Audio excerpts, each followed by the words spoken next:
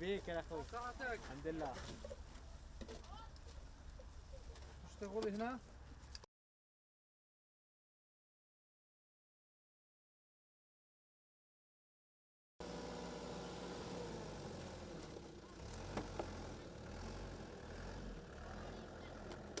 بسم الله.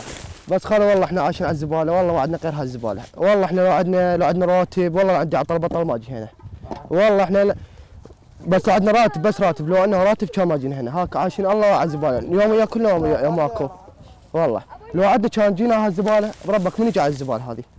تعال والله فين حظه، نعينا الصبح الى المغرب لو 5000 لا 10000 نوبات ماكو.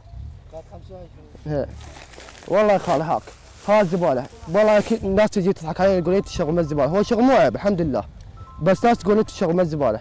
طيب لو عندنا هاي الشيء كان احنا جينا على الزباله بالله كان ولد عرب، يعني هيك عشنا الزباله هذه بالله عليك. تعال تعال احنا اكبر واحد بخوتاني وعمره 14 سنه.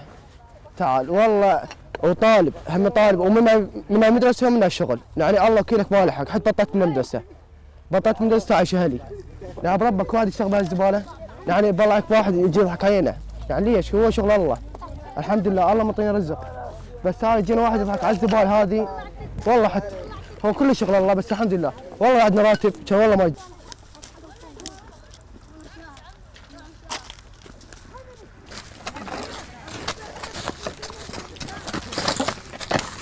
احنا جايين نشتغل يوميا لا نطلع 5000 6000 نوبات ماكو نرجع البيت على هاي الزباله عايشين، يعني ما عندنا غير بس الله هاي الزباله. مدارس ماكو، شوف كلهم صغار.